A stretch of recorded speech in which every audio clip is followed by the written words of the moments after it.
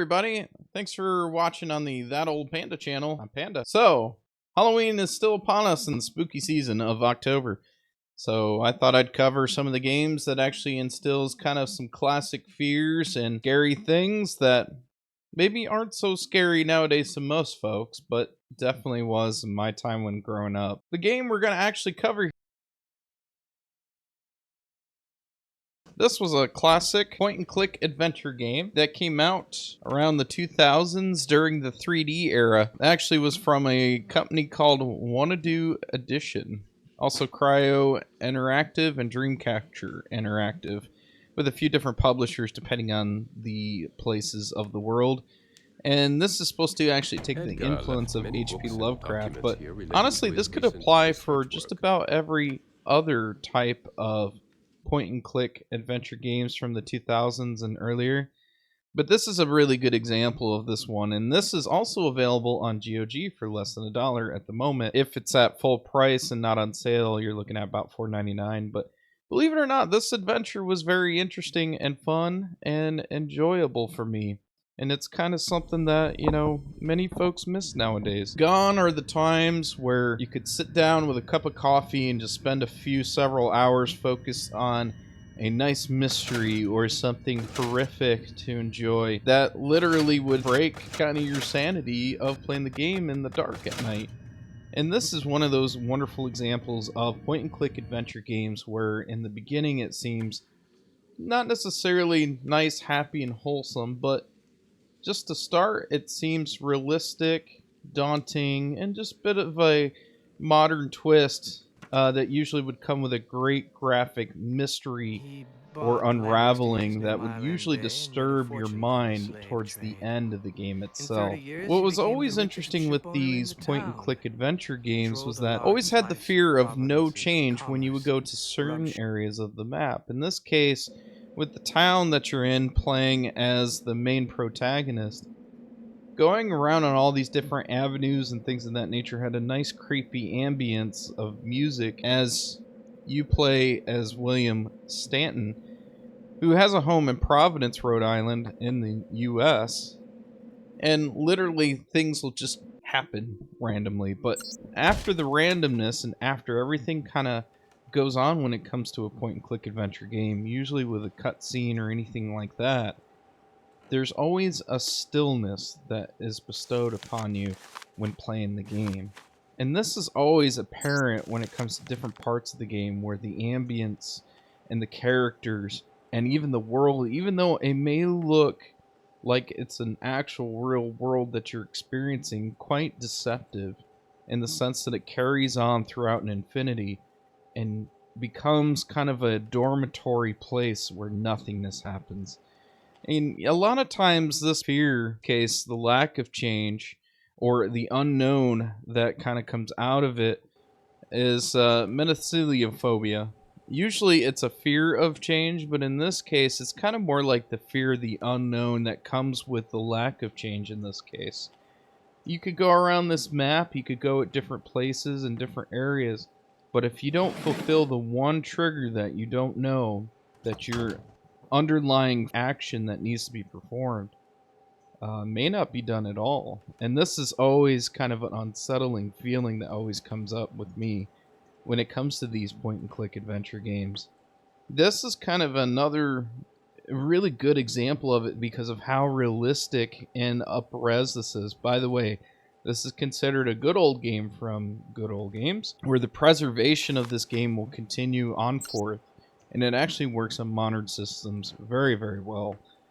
And even with the parts that, you know, kind of continue to move forward in the story, you also see some of the dated 3D graphics of individuals where it just gives you this quite weird fear that nobody is what they seem, even though it's just at the time that was as good as those graphics were going to be. I mean, the hair was as much as it was going to look like. and the facial features and the clothing were going to look the way that they were, even though they're not flowing in the most normal of nature. In Covered fact, with it's passion. very abnormal in some But then it cases how it seems does. children become more This, reserved of and course, the difficult story to unfolds where influence. William Stanton is kind Could of I offer you focused a on a silver? friend of his Yes, I'd like and that. Herschel and a few other areas people in town, and to the point where they actually commit these people, uh, like for due to insanity. Of course, this is influenced by the famous H.P. Lovecraft stories as he dives into the world of the unknown, the occult, and the religious kind of acts and focuses on as something outside of the normal realm of possibility that could cause an issue and problem with your own sanity. These are, more or less because of the horror tinge and the creepy ambience and all the different areas of the world. It is a No, phenomenal game as I it have just nothing to kind of do with Herschel. instills that I'm trying to even though save it's my not friend really from the grip of focused or it doesn't madness. really seems like it should, just because of the fact of the dated graphics and the old kind of game design, it really still does that well to this day. The adventure is actually quite simple. It only takes about 4-ish hours. It took me under 4 hours to get all the endings, which there's a good and a bad ending. But if you just look at the transition when it goes from normal providence of your home all the way to the city of the ancients and seeing this religious cult unfold, it actually kind of brings a little disturbing sort of horror and sense. Even with a trip down to the lab talking to a brain that tells you how to summon spirits with the actual spirit popping up and you committing a crime and not ever being found guilty of such a crime. It's actually quite a very fantastic game. And it's games like these that really just kind of bring a unique element to it. It kind of teaches us, and it's where I always miss and reminisce a bit more of, and teaches us the point of maybe we should take a second. Maybe we should sit down, focus, just maybe do a little less focus of everything that's terrible in the world outside and around us. Focus on the story and kind of the resolution of how we can save the world from the evil depths of the dawning of darkness and ensure that sanity is preserved in a insane world. And this game definitely clearly shows that. Some of the puzzles, even though they are harder, and a lot of folks nowadays always need that first time user experience on how to determine and how to get through certain puzzles and things. This really challenges you in a few different ways to really put the pieces together and really find what those solutions are. Back in a day when the internet wasn't readily available, strategy guides were few and far between, and if you could, it usually wasn't the cheapest of sources that you could get your hands on.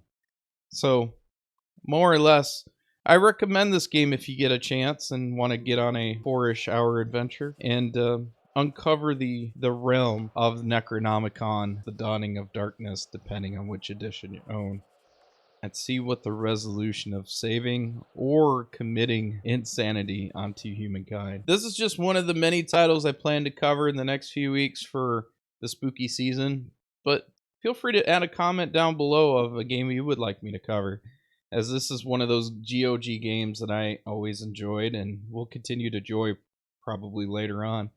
Phasmagoria was another great example a year or two ago. And then, of course, I always play a bunch of other LucasArts and other point and click adventure games that I find interesting. Anyway, thanks for being here at the end of the video, and I will catch you in the next one.